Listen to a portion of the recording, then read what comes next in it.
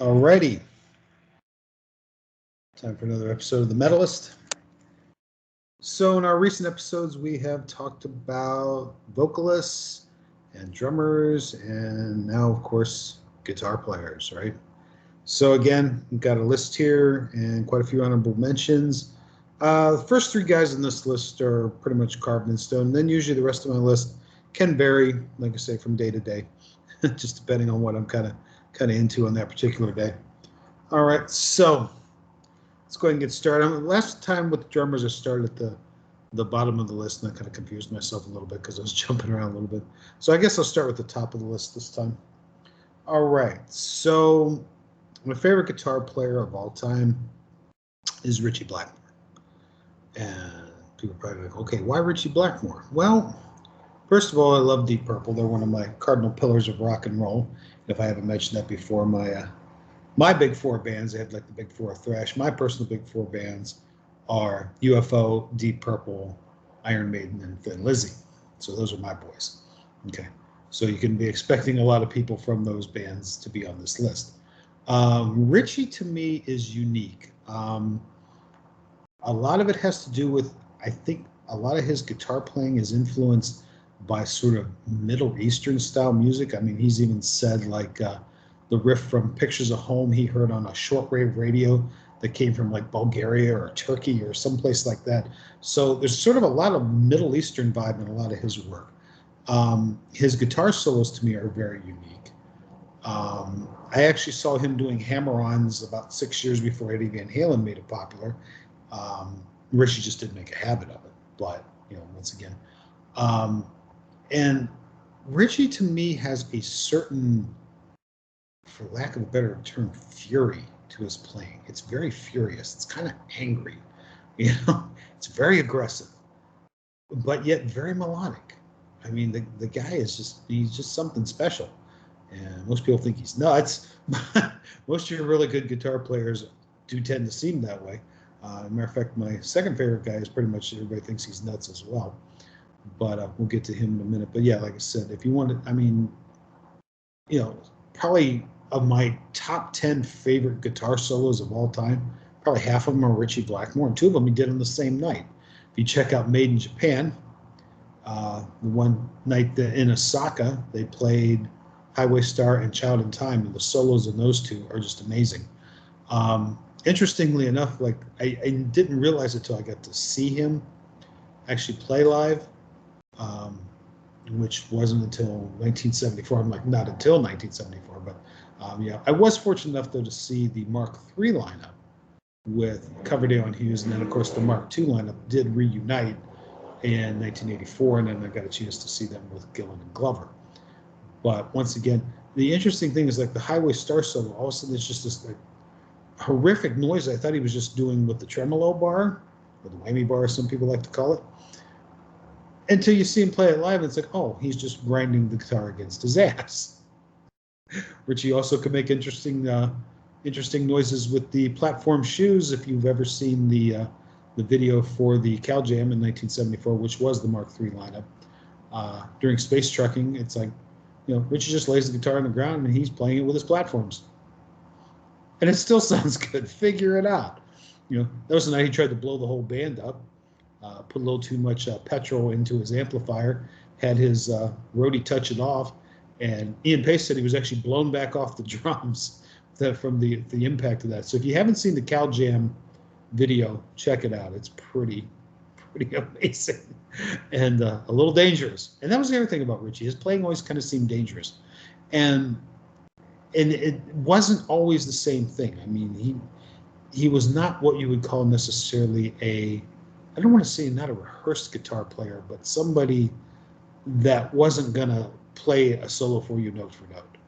And some people find that disappointing, but I think that's what made Deep Purple very, very interesting. I mean, I can tell you, for example, I love Maiden, no doubt about it, right? Love to go see Maiden. I've seen Maiden live every tour they've done for the last 40 years. Okay. But do I want to listen to Iron Maiden live albums? No. Why? Because let's face it, Maiden is one of the tightest, most well-rehearsed bands you will ever see. Okay. But they're so freaking good that you might as well just listen to the studio album, because the live album sounds like the same thing with some crowd noise. It really does. I mean, the guys are amazing. And I love to see that execution live. Do I want to listen to it on record without looking at them? No. Deep Purple was a different story. And I've heard John Lord say in interviews that they were the kind of guys, they said, we used to go out and say, okay, you know, you're going to like what we do. We're not quite sure what it is yet, but you're going to like it. And they were that freaking good that they could pull that off. Okay. And for that reason, believe it or not, I have on CD over 60 live Deep Purple records. A lot of them are double CDs. So I got a boatload of live Deep Purple. Like, why so much Deep Purple? I mean, don't they do a lot of the same songs over and over and over? Yes, they do. But tonight, Space Truckin' might be 7 minutes. The next night, it might be 25. Who knows? Same with any of their songs. So it was like so interesting. And I mean, they would be, you know, blazing along. I mean, rocking out hard. And the next thing you know, don't ask me how they got there, but Richie's playing the Teddy Bears Picnic, or he's playing Jingle Bells. I mean, it's just, I don't know, heavy metal jazz, if you will, because you never quite know where it's going to go. And there's a lot of improv, which makes it exciting. You know, that's always the best part. Carl Dixon, pretty good acquaintance of mine from the band Coney Hatch, told me one time that he read Sammy Davis Jr.'s book. And in the book, Sammy Davis said, there's only one way to be perfect, but there's a lot of ways to be great. And you got to make your performance memorable to that audience, something unique, something memorable. That's Deep Purple. That's what Deep Purple does for me. It's like, it's memorable, and it's unpredictable, and it's always interesting. So once again, Richie's my favorite. All right, next guy, definitely eccentric to say the least. A little more rehearsed in his performances, but just amazing guitar solos, amazing playing, just great riffs, great solos. His writing was really great, particularly when he was bouncing off a fellow named Phil Mogg, and that would be Michael Schenker. Love Michael Schenker. Just love Michael Schenker. Like I said, I give Richie the nod because I feel he's a little more improv. And like I say, definitely there's a certain fury in Richie's playing that Michael doesn't have. Michael is more smooth. I mean, I'm still just devouring that Strangers in the Night box set. I mean, I can't tell you how many times I've played each show and I'm comparing and contrasting, and it's fun, you know. And they do vary from night to night, not to the extent that Deep Purple does, but they do vary from night to night. So it's been a lot of fun for me. And if you haven't seen my episode on the Strangers in the Night box set, go ahead and check that one out. That one will be from about the beginning of June, I think. And yeah, definitely check that out. But Michael then did a lot of solo records, varying degrees of success. I mean, I think a lot of it depends on who's in the band with him. I mean, the early Gary Barden stuff is good, especially with like Cozy Powell and Paul Raymond, that kind of thing on Chris Glenn. Chris Glenn still plays with him to this day. The album he did with Graham Bonnet, Assault Attack, is just monumental. Probably his heaviest record. And Graham Bonnet, unfortunately, never stuck any place for too long, but he certainly has played with his list of great guitar players. I mean, good God, the guy has played with Schenker. He's played with Blackmore. He's played with Vai. He's played with Malmsteen. He's played with Chris and Pelletieri. I mean, it's just amazing the number of great guitar players that have worked with Graham Bonnet. But we can leave that for another story, I suppose. So Schenker's second. And the guy that's number 3, the only reason he's number 3 for me is his solos I don't think are quite as interesting as the first two, but his riffage is monumental. The greatest riffmeister of all time. Some of the greatest, most memorable songs ever. And of course, you know, one of the few guys when I've been to a concert, it's like I'm standing there and he's on the stage and I'm like, it's really him. I mean, like total awe, okay? Tony Iommi. I mean, just, he's a god. He's a freaking god, okay? I mean, I see Tony and it's just like, I'm serious. It's like he's on the stage. It's like, we're in the presence of Iommi, man. This is it. This is the stuff. This is the man. This is the freaking legend. This is the architect of metal. I mean, he's just everything. You know, like I said, his solos to me are not quite, you know, the type of caliber you get with Richie or Michael, but as far as a composer and his riffs, who's better? Yeah, exactly. So Tony Iommi definitely has to be on the top of the list. So those three guys are always there. Next up, just because I love his tone and his phrasing, and just another guy that just raw emotion all through, Gary Moore. And the interesting thing about it is a lot of people equate Gary Moore with Thin Lizzy, but he was really not in Thin Lizzy very long at all. I mean, he was in Thin Lizzy for a slight time in the early days, around I think maybe 74 or something like that. And then he did the Black Rose album in 79, and that was it. You know, the rest of his stuff, you know, he had the early Skid Row stuff, and he has a lot of the solo stuff, but I mean, some of his solo records. The blues stuff is amazing, but I'm a little more of the rock guy, the early 80s rock guy, like Corridors of Power and Victims of the Future. Oh, great stuff. Neil Carter from UFO also played with Gary back then. And then also Ian Pace played with Gary Moore for a while. Neil Murray, who's been in Black Sabbath and Whitesnake. So, I mean, he's had some pretty great bands too. And of course, his continued work here and there with Phil Lynott. So, great stuff there. So, Gary Moore, definitely got to be on the list. And of course, you can't have a guitar list without Eddie Van Halen. You just can't. I mean, you know, I saw Van Halen on their very first tour, open for Black Sabbath, coincidentally. And all I remember was just this insane guitar sound I've never heard before. And Eddie had his back to us at that point. And I'm pretty sure they opened the show with On Fire because they didn't have the album yet. I assume the album was out, but I didn't have it yet. And didn't really know anything about Van Halen, I think, at that point. And all of a sudden he just turns around and hits us with this insane harmonic thing. We're like, what was that? Right? And so I think the first song they played was On Fire.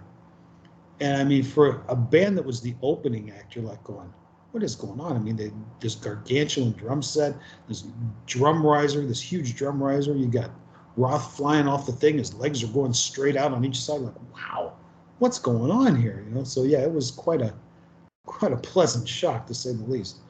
And of course, we had to make our way to the T-shirt counter right after they were done. And I still have the shirt, although you can barely read it. But I mean, yeah, it is 40 some odd years old. So, but anyway, like I said, of course, Eddie. What can you say about Eddie that hasn't been said? You know, and it's unfortunate we lost him recently. And but yeah, like I said, I mean, his mark has been made, you know, 35, 40 years ago easily. So Eddie Van Halen. Next guy on my list doesn't get a lot of press, but his tone and just his solos and the emotion in his solos, so good, so good. Dave Metachetti from the mighty Y&T. Okay, there was a night, I would say it was probably 2010 at the Cleveland Agora. We went to see Y&T. They have a song, for those of you familiar with Y&T, called "I Believe in You." It's usually about 8 minutes long, has 3 guitar solos in it. Okay. That particular night, I don't know what was going on. I call it divine intervention. Okay. This is my clinching proof of the existence of God. Okay. Because no one could play a solo like this merely by accident. There had to be something going on. I'm telling you. And the audience knew it too. My buddy Jeff, shout out to Jeffrey. He was with me that night. And we got to the end of that song, and he nudged me and says, dude, we just saw some shit, man. I'm like, you're not kidding. I kid you not, because there was a clock behind the stage and I could see it. When he got done with this song, you know, and hit the last screaming notes of the final solo, and it finally ends, right? The standing ovation went on for 3 full minutes, and I could see the clock. I know how long it went on. I mean, Dave was standing on the stage looking at us like, going, really, guys? We're like, dude, yeah, that was unbelievable. So, I mean, that one night alone, but like I said, go to YouTube, go check out, just put in "I Believe in You" Y&T live. And pretty much any of those performances, you'll be going, whoa, man, this guy is something. So, just great guitarist and a heck of a great singer, too. So, yeah, Dave Metachetti, definitely on my list. Another guy that doesn't get any press that I absolutely love is a guy named Steve Blaze. Steve is the founder, constant member, and driving force behind a band called Lillian Axe. Now, Lillian Axe usually gets lumped in with the hair bands. Robin Crosby produced their first album, but they were more hair band back in the day. And then in '94, they put an album called Psychoschizophrenia. Mind-blowing, great record. And then they went on hiatus, and they didn't come back till like 2002. And then they came back kind of an all-new lineup, although I will have to say that pretty much every singer that Blaze has ever hired sounds almost exactly like Ron Taylor, the original singer. So it doesn't really sound different. You know how vocalists can really change the sound of a band, aka Roth and Hagar, right? But the music that they put out since then is probably even better than the original albums. And his solos were just amazing. I would say check out the live record they did in 2002. And I happened to see that tour. I think it was on Halloween night in 2002. But check out it's just called Lillian Axe Live 2002. Some of the solos on there are just freaking mind-blowing, and it's live, and it's totally live, because it's interesting because the album came out, and I had the album before I saw the tour, and it was pretty much like the record. So, I mean, it was spot on. So, yeah, Steve Blaze, amazing. Another guy I absolutely love, unfortunately, the singer doesn't, but I do, George Lynch. George is just another guy that just blows my mind with some of his solos and his techniques and his just raw speed sometimes, and very interesting riffs. I mean, interesting riffs, interesting solos. Again, Dokken is much more than a hair band, but they certainly get lumped into that because, of course, they had their hair teased to the sky like everybody else in the 80s, right? But yeah, George Lynch is another guy that's freaking amazing. Kind of along the same lines, John Norum. And John was in Europe, and when I worked at a CD shop in the 90s, John was putting out a lot of solo records because he left Europe after the Final Countdown because it was too poppy for him. Fair enough. He is back with Europe now, and they're still going strong. But the problem was everybody thought of the Final Countdown, and what was the other ballady thing on that one? Carrie, I think it was called. Anyway, yeah, not my thing. But anyway, so people would come in, they're like, what are you playing? I go, this is John Norum from Europe. And I'd say Europe, and they're like, ew. Like, okay, so I'm going to quit saying that, So, but John Norum's solo albums are really good. John Norum also did tours of duty with Dokken. The first time was actually Don Dokken's solo album, which was called Up From the Ashes, which was an amazing band. It featured John Norum on guitar. He had a second guitarist, and the name escapes me. I don't know where that guy came from. I don't know where he went after that. If you know anything about that, please comment. Would love to hear it. He had Peter Baltes from Accept, their bass player. Mickey D on the drums. I mean, come on now. I forgot Mickey D on my list for the drummers. I feel bad now. Somebody will probably yell at me about that later, but okay. So, but check out the drum episode if you haven't.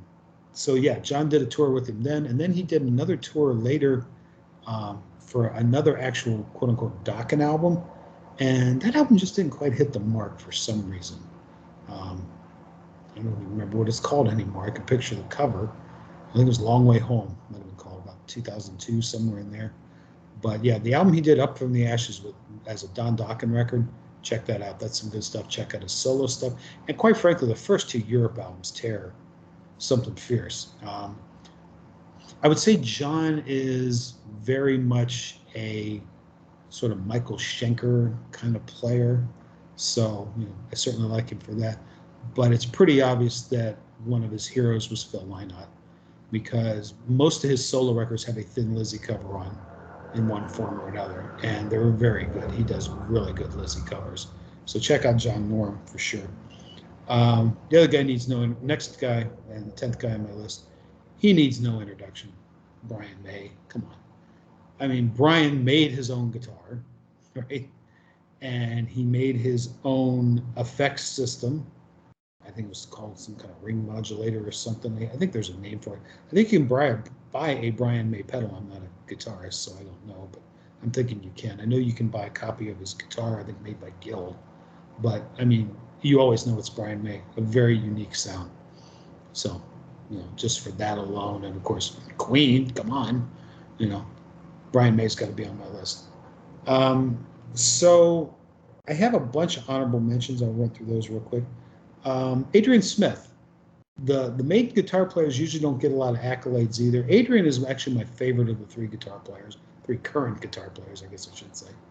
I always said Adrian's solos were the most tasteful. Like Yannick and Davey, they tend to shred out a little bit, which is great. But especially when it was only the two guitarists before Yannick, joined, and then eventually just became the third guitar player as well. But like the earlier albums, it was kind of like Dave usually did the first solo, and it was kind of all over the place, all shreddy and stuff like that, which is all fun and games, real fast, that kind of thing. But it always seemed like wherever Dave ended up, it was kind of up to Adrian to do a structured solo to get them back to the song, which I always thought probably took a lot of ability. I could be wrong on that because I'm not a guitar player, but that's just my opinion. Okay. Another guy, come on, Alex Lifeson. Amazing guitar player. Really enjoy his work. Like I say, I'm not a huge Rush fan past about probably Permanent Waves.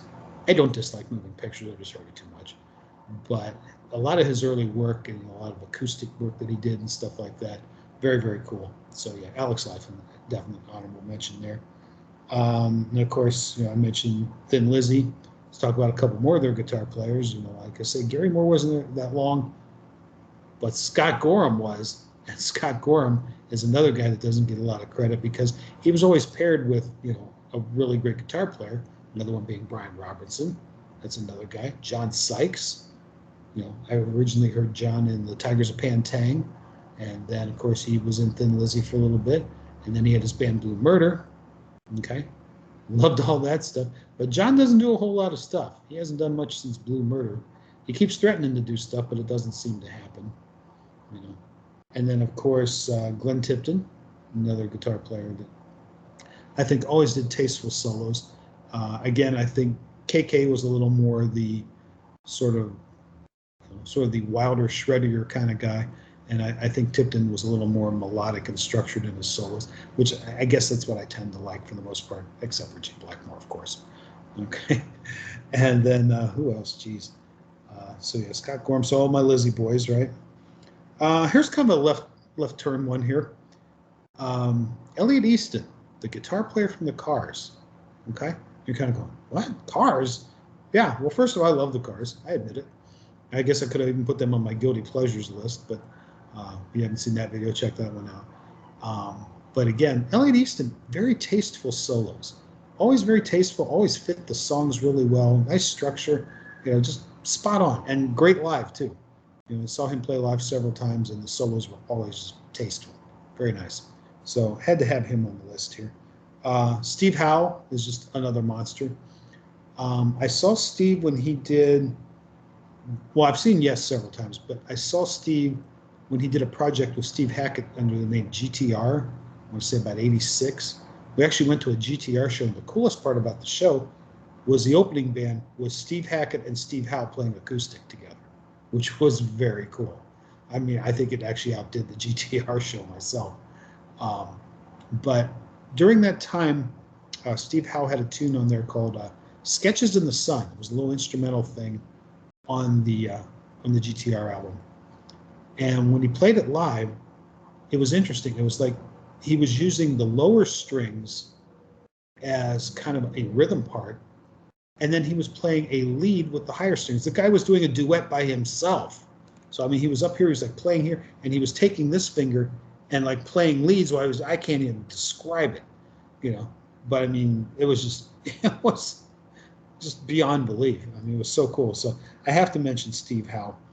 And last guy on my list, I'm going to mention him, A, because he's actually my friend. B, he has an awesome band. And C, I love his tone. Shout out to Jeff Westlake. Jeff is a band called Hydrogen. Please, please, please check them out. Just go to YouTube, and it's Hydrogen, G-Y-N at the end. And check out some of their videos and support Jeffrey because he's awesome. And I mean, I love his tone. His tone to me is somewhere between like Gary Moore and Dave Metachetti. So I mean, that's high praise. Trust me. So yeah, if you haven't heard of Hydrogen, please check out Jeff Westlake and Hydrogen. Really good stuff. Okay. All right. So as predicted, there's a whole bunch of guitar players there, but I'm sure I missed somebody. So guys, if you think somebody's like, hey man, how could you have that list without this guy? Let me know, because you're probably right. Okay. But again, I appreciate you guys watching. Like and subscribe, looking for those comments, and we'll see you all next time.